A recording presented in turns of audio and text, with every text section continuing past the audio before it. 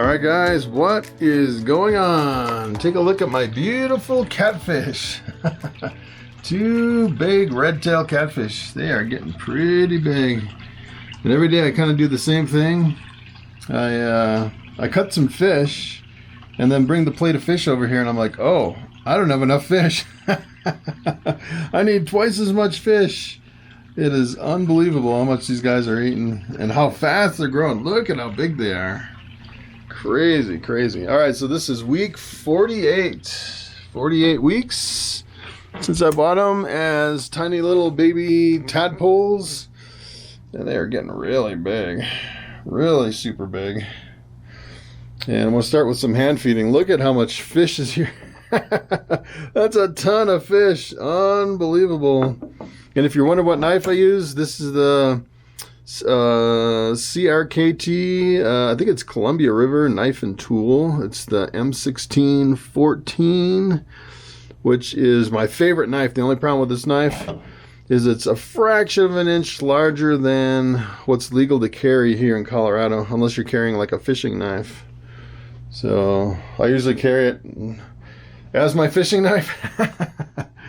It's kind of a bummer though. I'm almost kind of afraid to carry it like out in public because it is a little, I think the limit is 3.5 inches for the blade length.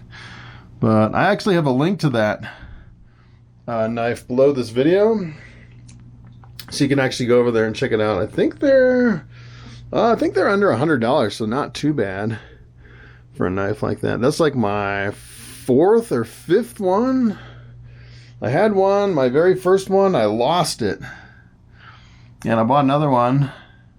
And then I found my first one. I had 2 of them. And then I realized they had a titanium one. So I got the titanium one. And then they had the upgraded one with the special lock on it. That's what that is. It's got multiple locks. It's like a virtual fixed blade, which is pretty cool. All right, so I did a water change yesterday. I'm surprised we're actually getting foam after doing a water change, which is unusual. Usually after a water change, the foam goes away. Let's see if I can feed this guy here. Oh, that's the one I fed before. I was trying to feed the other one. I think I fed the same one 3 times. All right, let's see. We got a lot of fish. And then right before I did the water change, the day before, I guess it was the day before yesterday, I fed them basically as much as they could eat. And they were bulging with food. They had so much food. They might not, I'm not sure if they're going to eat all this. I usually leave it in there for, I don't know, maybe 20 minutes or so, and then I pull it out with a net and anything they don't eat. But it seems like usually if they don't eat it within the first 20 minutes, then they don't eat it. But it's interesting, this foam on here. Maybe I should use some of that Melafix again to clear up the foam. This guy's eating some more.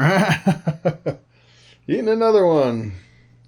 It's funny, the other one in the back, he seems like every now and then he goes off of food and just doesn't eat, which is weird. So I think we're eventually going to end up with a big one and a small one. Once they get bigger, they can get up to 5 feet long. They'll definitely outgrow this hot tub. Let's see. That guy hasn't eaten anything back there. Wow. Could be from the water change too, a little bit. Sometimes after a water change, they look at how big he is. He's a big boy. I can't believe how big they're getting so fast. It's like every couple, well, I've been feeding them once every 2 days. Someone actually asked me in the comment section how often I feed them.